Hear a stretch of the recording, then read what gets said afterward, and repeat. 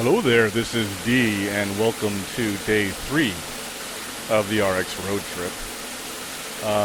Can you guess where I am?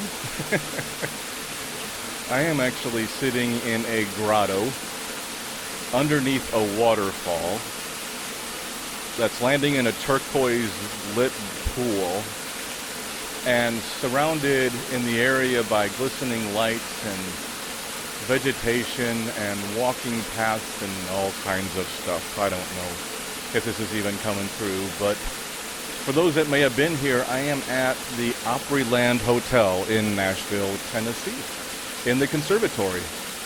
I'm actually staying in a motel across the street, much cheaper, and walked over just to kind of tour around. I've been here several times before, but it's always a beautiful place to walk around and to enjoy. So in fact, I'm going to do more of that right now since it's kind of noisy under here. Had a nice drive out here, really beautiful drive. Spent the day driving across southern Missouri and off the tip of Illinois, the southern tip, and the eastern tip, western tip of Kentucky, and on into Tennessee, and saw some just gorgeous, some gorgeous country. One of the things that I noticed a lot about when I drive is, I don't know, maybe, I'm curious to see, this is my little survey here, curious to see if any of you feel the same way, but I seem to have a tendency to be drawn to the type of geography where I grew up and environment. And I just noticed that with things going on. And so it's, I was driving across southern Missouri and the rolling green, just beautiful green hills and farmsteads and trees and lakes, and it just re-energizes my soul. And I'm native to Missouri. I grew up in Kansas City, actually on the Kansas side most of the time, but I was born in Missouri. And we had family in northern Missouri. My grandparents lived on Table Rock Lake near Branson in southern Missouri, a little town called Shell Knob, Missouri. So I spent a lot of time in Missouri growing up there, and so sometimes just getting back to that state, I don't know, I think it re-energizes me. And I mean, I live in Colorado.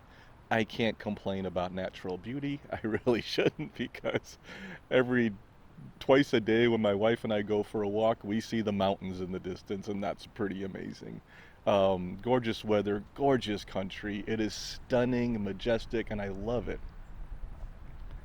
But then there's just something about being back home. And one thing I miss in Colorado is out on the front plains where I live.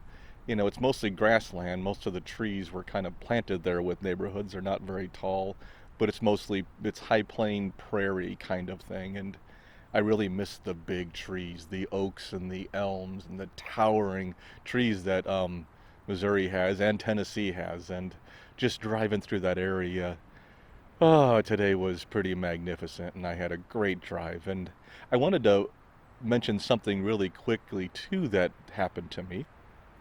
And I've tried to think about how I was going to talk about this on my drive, because no matter what, these days you say something and one group or another group is gonna, get offended, and that's not at all what I'm trying to do. So please don't see it that way.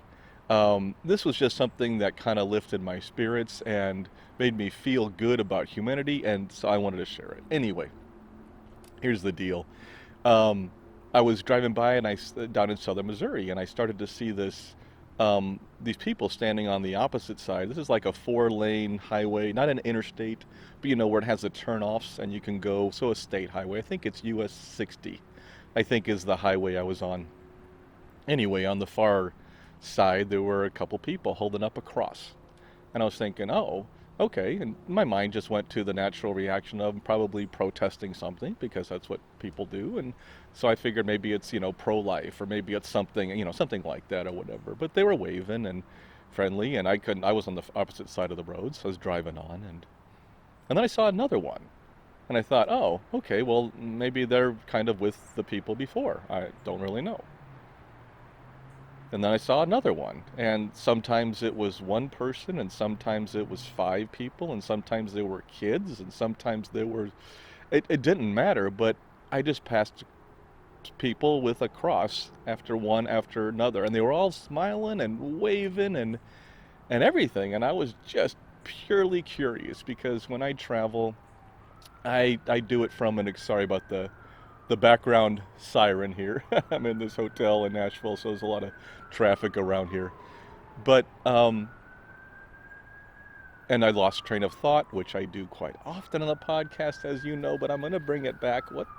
And I want to ask you all, where was I? And have somebody tell me where I was. And, and I realized you can't do that because you're listening to this probably a couple of days after I record it, so that's not going to happen. And now I'm even more lost of my train of thought. Oh, the crosses. Anyway, so I kept passing these and I kept getting more and more curious as to, how many. I already passed over a series of probably 50 or 100 miles. I'm not kidding. I had passed probably 40, 50, 60 sets of people and crosses. And I thought that's just amazing. And so I finally decided to pull off the road and approach them just because that's what D does. He's curious and he wants to know. And honestly, D likes to tell stories. And I can't tell a story about this if I don't have the info. So I figured I had to stop to get the info. So I said hi to there were 4 adults there, I think 2 couples, about my age, maybe a little older. And one gal's name was Elaine, and I started asking her, what's all this about? And she told me all the background and everything, and she was just eager to tell me what all these different churches got together and did this. And before I pulled off, I finally kind of did click with me what this was about. It was Friday. It was Good Friday. This was all Good Friday. There was no signs, no protesting, just people with crosses out celebrating their faith for Good Friday.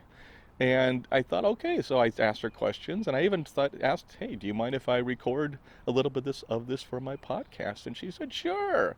And they were all smiling and talking to me and greeting me and offered me some coffee. They were just the nicest folk.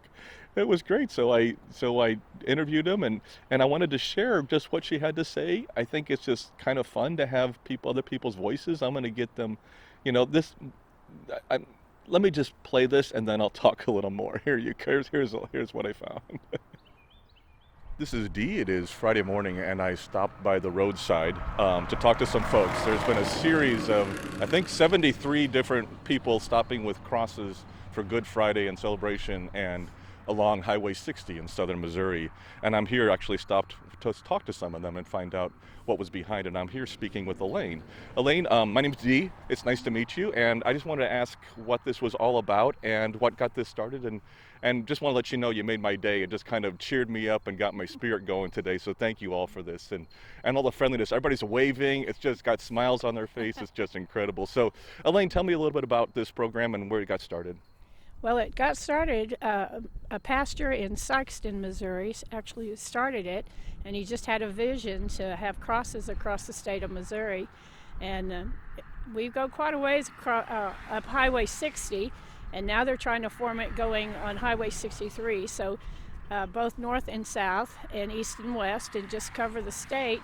And we just want to be a light for the Lord and let people know that we're out here and that we love serving the Lord, and we just want people to see our crosses and know what Good Friday is all about. That's fantastic. It seems like you get a lot of responses. I've noticed people honking and flashing lights and everything. Have you gotten really good reactions from people driving by? Yes, people just honk and wave, and I've never experienced any negativity about it. I've heard of a case or two where some people didn't like it, but most of the time it's just friendliness and waving and cheering us on. And I can tell you right now, I don't know if you all hear this, but the wind's blowing. It's a cold wind coming across there. They're all bundled up, and they got these smiles on their faces. Can you tell me just the first names of who all is with you here? Yes, my husband George is here, and then our friends that go to church with us, Hank and Tina. Anyway, that's what they're doing, and I thought that's cool. Now I know I said this a little up front, and I don't want to overdo this, and I hate the fact that I kind of have to do it, but please just understand I'm not sharing this here at all because I'm a religious podcast or I'm promoting that or I'm promoting a religion or promoting I hope you all who have been here with me for a while understand that that's not what I do. What I'm sharing are my experiences and how it affects me. And I'm traveling across the country. I still have a lot of anxiety. I still have a lot of complications from Benzos, as you know, and I have to deal with those as I go along.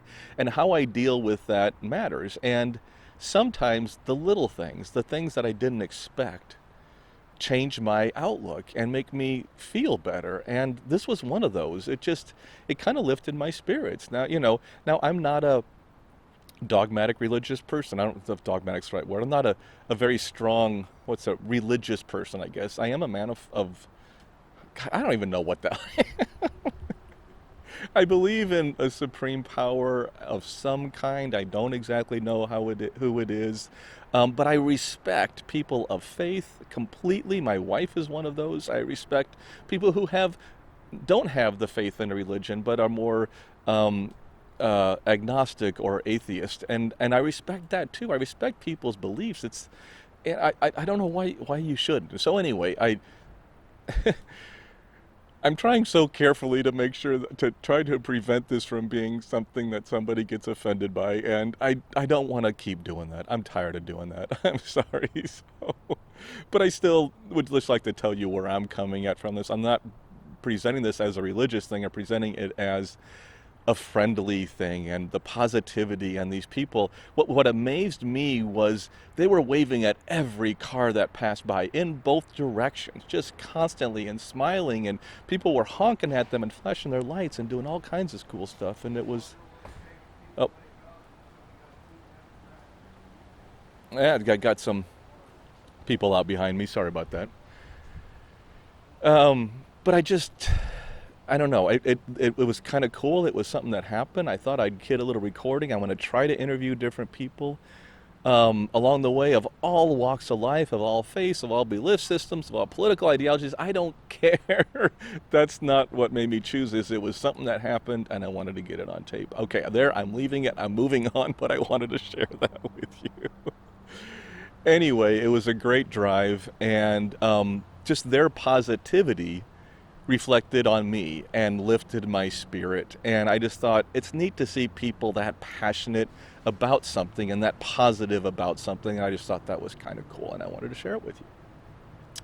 So I'm here in Nashville. I'm actually across from the Opryland Hotel, if you've ever been here. It's pretty cool, and I might even record a little more there or something. I'm not sure what I'm going to do. So anyway, for those who hadn't tuned in before, just so you know, this is me. I am D, and I'm driving across from Denver to Atlanta to the RX Summit, where we're presenting a seminar on benzodiazepines, and I'm taking you along for the ride. But overall, I'm doing really good, and I just want to share. I know sometimes, and this is one thing I'll close with this, but one thing I wanted to add and make sure that all of you understood that, I have down times, and I definitely have down times, and I have times when my symptoms come back. And I have times when it's a struggle for me. Thankfully so, those are the minority. I have limitations. I'm worried about this presentation and how it will go, mostly because of my bodily functions and my, my anxiety, things that get creep up, and how I'm going to handle this. But you know what? I'm doing it. And even with all the fear and all the angst I have about it, I'm doing it. Because I think we got to push that envelope, and I don't want to be sitting at home the rest of my time. I know some of you can't do anything else right now. You're in the heat of the worst parts of withdrawal with benzos, and I get that. I really do. And I understand. What I'm referring to, of course, is as we're trying to renormalize or return or find the new life, however you want to find it, or like the presentation I did, a new you, as you're getting out there, it's good to start testing and pushing yourself into things that you can get through. So I don't know. I think it's good for me to be on the road. This has really grounded me. This has helped me. I find driving meditative. I find it, I